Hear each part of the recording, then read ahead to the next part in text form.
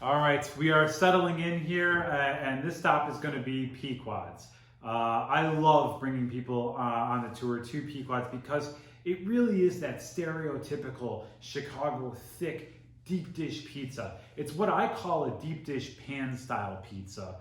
And we'll get into sort of how that pizza is constructed a little bit later. But for now, I kind of want to dive into the history behind Pequod's. So Pequod's was started back in 1971 by a guy by the name of Burt Jackson. If you look this guy up, he's kind of a legend in Chicago pizza. Back in the early 60s, he started a place called Inferno. And then after that, he started a place called Gulliver's, which was named after the Jonathan Swift novel, Gulliver's Travels. He's a huge literature fan. In 1971, he opened up what I would consider to be one of his masterpieces, and that is the Pequod. If you're unfamiliar with what the Pequod is, that is the name of the whaling ship in Herman Melville's classic Moby Dick. Like I said, he was a huge literature fan. Now, Burt owned and operated Pequod's from 1971 until 1986 before deciding to get out of the business altogether, and he sold it to a guy by the name of Keith Jackson. He is the current owner. So then Burt decided to get out of that business and retired, but what he really ended up doing was starting another business across the street from the business he had just sold to Keith. So those two kind of had a little bit of a war going on for a while there. But the benefit of it is that it's really good pizza, and they both kind of had to up their game to compete against each other back then. Burt has since passed, which is very unfortunate, but he did lead a great life. Sometime around like the late 50s, early 60s, he took his tie off from his salesman job and vowed that he would never work for anyone ever again and refused to shave or follow any sort of rules. So that was just kind of the character he was, and left his legacy on here. Now, some of the things you're going to look for in a Pequod's pizza is the way it's constructed. Basically, you're going to take that dough and it's going to be, just a real thick, almost like focaccia type dough. And then you're going to line the bottom of the pan with plenty of corn oil. And that oil is going to help them to spread the dough around in the bottom of the pan.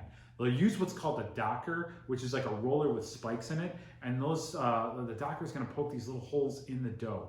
And what those little holes are going to do is they're going to let air to release from there, so that when it bakes, it doesn't fluff up super high. It still is going to be a real thick slice, but it would be even thicker if they didn't let that air out of there. Then they're going to layer slices of mozzarella all over the pizza, including to the sides of the inside of the pan. Then on top of that's going to go their sauce. They use a really sweet sauce at Pequod's. And then on top of that's going to be their toppings. Now, whether we do spinach or whether we do sausage or pepperoni, all their toppings are great. All of them just, the smell of this place just reminds me of a Chicago pizzeria when you walk in. So when you actually get your pizza out, you're going to take it, look at it, it's going to be nice and thick. You can hold it with your hand if you'd like. Most people like to eat it with a fork and knife. But what you'll notice at the edge of it, where people will call the crust, I like to call it the cornicione, but the actual crust on the outside, that's going to be this brownish, blackish, burnt part. And a lot of people will take a look at that and be like, wow, what happened here? It's really burnt. Well, that's actually cheese. That's not the dough. What they did with the cheese when they layered it in the pan was they put it all the way to the inside of the pan on the part that comes up there.